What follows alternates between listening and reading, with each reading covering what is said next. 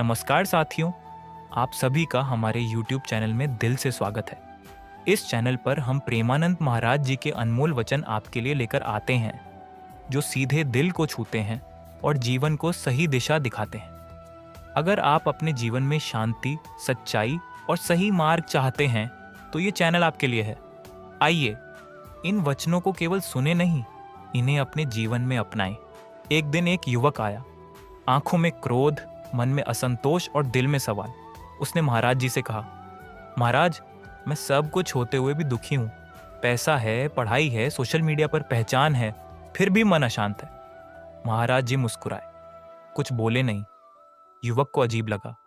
वह फिर बोला, आप कुछ कहते क्यों नहीं?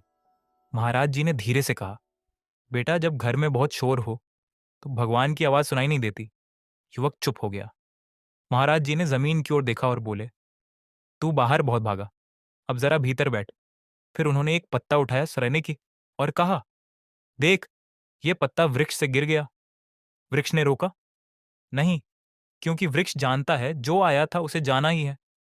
तो दुख क्यों पकड़कर बैठा है? महाराज जी ने पूछा। युवक की आंखें भर आईं।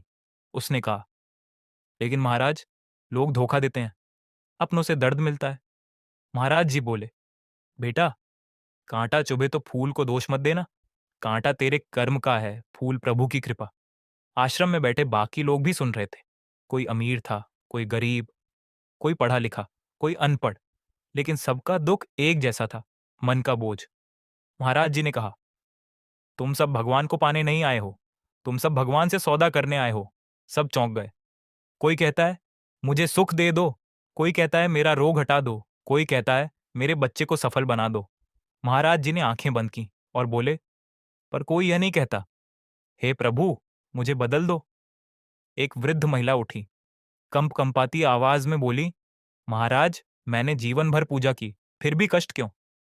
महाराज जी ने उनके चरणों को देखा और कहा, माता, पूजा करने से भगवान पास आते हैं, लेकिन स्वीकार करने से कष्ट चला जाता है। जो हो रहा है उसे प्रभु की इच्छा मान लो, फिर देखो मन कैसे हल्का होता है।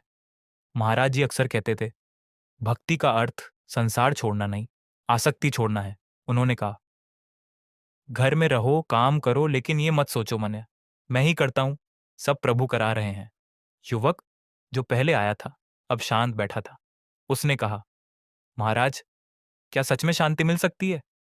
महाराज जी मुस्कुराए, जब तू दूसरों को बदलना छोड़ेगा और खुद को प्रभु के चरणों में रख देगा, तब शांति तुझे ढूंढती हुई आएगी। आश्रम में घंटी बजी, आरती का समय हुआ।